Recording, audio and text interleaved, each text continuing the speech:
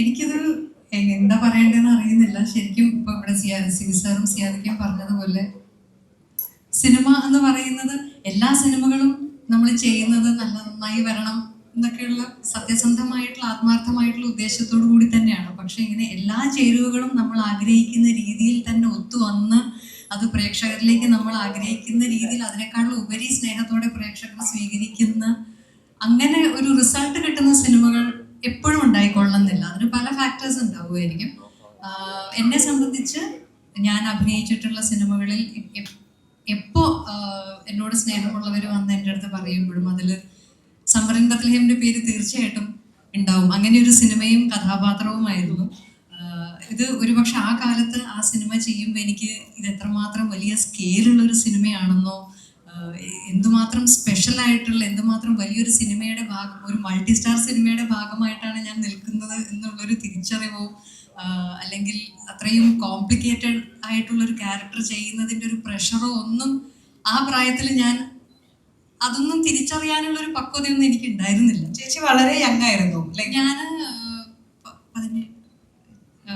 17 വയസ്സ്, 18 വയസ്സ്. അപ്പോ അന്ന് സിബിസാറിന്റെ ആണെങ്കിലും തന്നെ കളിവീടും പ്രണയവർണ്ണങ്ങളും കഴിഞ്ഞിട്ട് നിൽക്കുകയാണ്. രഞ്ജിയേട്ടൻ ആണെങ്കിലും ആറാം തമ്പുരാനും കൃഷ്ണകുടിയിലെ ഒരു പ്രണയകാലത്തും ഒക്കെ, അതേപോലെ തന്നെ ഏറ്റവും അധികം സിനിമകളിൽ ഒന്നിച്ച് അഭിനയിച്ചിട്ടുള്ള നായകന്മാരായിട്ടുള്ള ജയറാമേട്ടനും സുരേഷ് ഏട്ടനും, ഇവരുടെ ഒക്കെ ഒരു കൂടെ ഒരു കംഫർട്ട് സോണിൽ ഞാൻ നിന്ന് ഞാൻ ആസ്വദിച്ച കുറേ ദിവസങ്ങളായിരുന്നു. അപ്പൊ ഈ സിനിമ കാണുമ്പോൾ ഉള്ള ഒരു എക്സ്പീരിയൻസ് പോലെ തന്നെ ശരിക്കും ഒരു സമ്മർ ക്യാമ്പിൽ ഇങ്ങനെ ഹോളിഡേസ് സ്പെൻഡ് ചെയ്യാൻ വന്നിരിക്കുന്ന കുറേ പെൺകുട്ടികളുടെ കൂടെ, അപ്പൊ അതിലിവിടെ നിവ്യ ഉണ്ട്, അൻസു ഉണ്ട്, കൃഷ്ണയുണ്ട്, ഇതേപോലെ മയൂരി ഉണ്ടായിരുന്നു, മഞ്ജുള, സംഗീത, ശ്രീജ, അങ്ങനെ ഞങ്ങള് എല്ലാവരും ചേർന്നിട്ട് ഇങ്ങനെ കലപിലാന്ന് എപ്പോഴും ശബ്ദം കേട്ടുകൊണ്ടിരിക്കുന്ന ഒരു സമ്മർ ക്യാമ്പും, പിന്നെ സിയാദ് പറഞ്ഞതുപോലെ എല്ലാവരുടെ ഫാമിലീസും ഒരു സമ്മർ വെക്കേഷൻ ടൈമിലായിരുന്നു എൻ്റെ ഷൂട്ടും നടന്നത്. അപ്പൊ എല്ലാവരുടെ ഫാമിലീസും എല്ലാവരുടെയും ഒരു ഹോളിഡേ സ്പെൻഡ് ചെയ്യാനുള്ള ഒരു ബംഗ്ലാവും, ലിൻബർത്ത് എന്ന് പറയുന്ന ഊട്ടിയിലൊരു ബംഗ്ലാവും, അവിടെയുള്ള കുറേ തമാശകളും, ജനാർദ്ദനൻ ചേട്ടനും സുകുമാരി അമ്മയൊക്കെ ഉണ്ടായിരുന്നു. അപ്പൊ സുകുമാരി അമ്മ അവിടെ തന്നെയുള്ള നമ്മുടെ കിച്ചൺ മെസ്സിൽ ഉണ്ടാക്കി തരുന്നത് നമുക്ക് എല്ലാവർക്കും ഭക്ഷണം സ്നേഹത്തോടെ സുകുമാരി അമ്മ ഉണ്ടാക്കി തരുമായിരുന്നു. മണിച്ചേട്ടന്റെ തമാശകൾ, ജയറാമേട്ടനും മണിച്ചേട്ടനും കൂടെ ഒന്നിച്ച് കൂടി കഴിഞ്ഞാൽ പിന്നെ നമുക്ക് ഷോട്ടിന് പോകാൻ പോലും ഭയങ്കര മടിയായിരുന്നു. അത്രയും തമാശകളായിരുന്നു ലൊക്കേഷനിലും ഒക്കെ. അപ്പൊ എന്നെ സംബന്ധിച്ച് അങ്ങനെയുള്ള ഒരു സന്തോഷം, അതിനുള്ള ഒരു എക്സൈറ്റ്മെന്റ് ആയിരുന്നു എനിക്ക് ലൊക്കേഷനിൽ പോകാനായിട്ട് ഉണ്ടായിരുന്നത്. അപ്പൊ അത്രയും ഇപ്പൊ നിന്ന് ശരിക്കും പറഞ്ഞാൽ ആലോചിക്കുമ്പോൾ ആമി എന്ന അത്രയും കോംപ്ലിക്കേറ്റഡ് ആയിട്ടുള്ള, അത്രയും ലേയേർഡ് ആയിട്ടുള്ള ഒരു കഥാപാത്രം ചെയ്യുമ്പോൾ ആവശ്യമുണ്ടായിരുന്ന ഒരു ഗൗരവം ഞാൻ കൊടുത്തിട്ടുണ്ടോ എന്ന് എനിക്ക് ചോദിച്ചാൽ എനിക്ക് അറിഞ്ഞൂടാ. അത് പൂർണ്ണമായിട്ടും സിനിസാറിന്റെയും രഞ്ജേട്ടന്റെയും ഗൈഡൻസിൽ അത് ചെയ്തു എന്ന് എനിക്ക് പറയാനുള്ളൂ. നമ്മുടെ കൂട്ടത്തിലുള്ള എല്ലാവരും ആ സിനിമ കണ്ടത് തന്നെയായിരിക്കും, അതുകൊണ്ട് സ്പോയിലേഴ്സ് ഒന്നും എന്തായാലും ഇല്ല.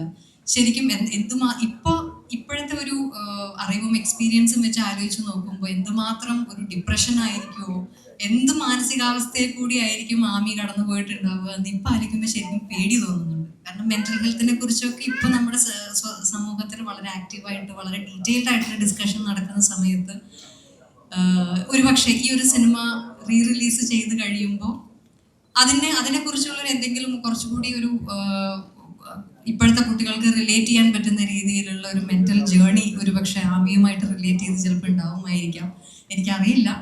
ഞാൻ ഒരു റീ റിലീസിന്റെ ഒരു ട്രെൻഡ് ശരിക്കും കഴിഞ്ഞ കുറച്ച് കാലമായിട്ട് ഞാനും കാണുന്നുണ്ട്. ചില സിനിമകളൊക്കെ ഞാനും തിയേറ്ററിൽ പോയി കണ്ടിട്ടുണ്ട്.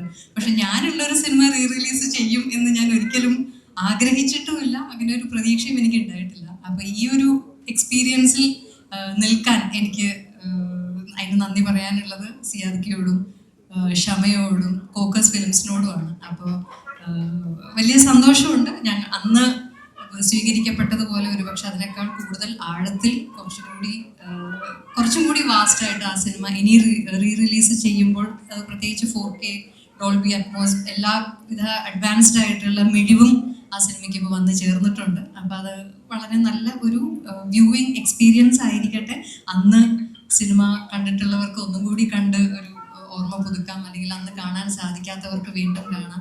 ഇപ്പോഴും ആ സിനിമയെക്കുറിച്ച് സംസാരിക്കുന്ന വലിയൊരു വിഭാഗം ആളുകളുണ്ട്. അപ്പോൾ അവർക്കൊക്കെ ആ സിനിമ തിയേറ്ററിൽ കാണുമ്പോൾ നല്ല എക്സ്പീരിയൻസ് ആയിരിക്കും എന്ന് ആത്മാർത്ഥമായിട്ട് ആഗ്രഹിക്കുന്നു, അങ്ങനെ തന്നെ ആവട്ടെ എന്ന് പ്രാർത്ഥിക്കുന്നു. താങ്ക് യു ചേച്ചി, താങ്ക് യു സോ മച്ച് ചേച്ചി. ആക്ച്വലി നിങ്ങൾക്ക് 3 പേർക്കും you can take A look back. പുറകിലെ LED സ്ക്രീനിൽ ഒരു മെമ്മറി വാൾ ഉണ്ട്.